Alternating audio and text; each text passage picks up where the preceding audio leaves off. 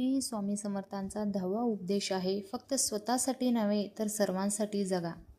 स्वामी समर्थ सांगतात, माणसाचं खरं रूप त्याच्या विचारात दिसतं. जगात बरीच माणसं अशी असतात जी फक्त स्वतःसाठी जगतात.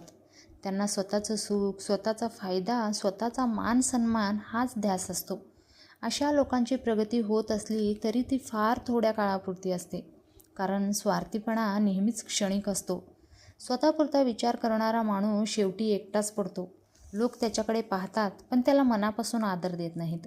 परंतु जे लोक सर्वांचा विचार करतात, जे स्वतःसोबत दुसऱ्यांचंही भलं शोधतात, तेच खरे महान होतात. कारण इतरांसाठी जगणं हीच खरी सेवा आहे आणि हीच खरी भक्ती आहे. जेव्हा एखाद्या माणसाच्या मनात मी हा अहंकार नष्ट होतो आणि आपण हा भाव निर्माण होतो, तेव्हा त्या व्यक्तीचं जीवन खरं सार्थक होतं. स्वामी समर्थ शिकवतात की जे लोक दुसऱ्यांच्या आनंदासाठी प्रयत्न करतात, दुसऱ्यांच्या दुःखात सहभागी होतात आणि सर्वांना पुढे घेऊन जाण्याचा विचार करतात, त्यांची प्रगती अडवणं या जगात कोणाच्याही हातात नसतं. कारण अशा लोकांसाठी परमेश्वर स्वतः मार्ग मोकळा करतो.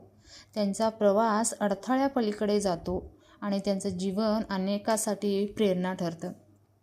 आपण नेहमी लक्षात ठेवूया, स्वतःपुरतं विचार केलात तर तुमचं आयुष्य मर्यादित राहतं. पण जर तुम्ही सर्वांचा विचार करायला शिकलात तर तुमचं आयुष्य अमर्यादित होतं. स्वामी समर्थ शेवटी सांगतात, फक्त स्वतःसाठी नव्हे तर सर्वांसाठी जगा. कारण निस्वार्थपणे जगणाऱ्या या जगात कोणीही थांबवू शकत नाही.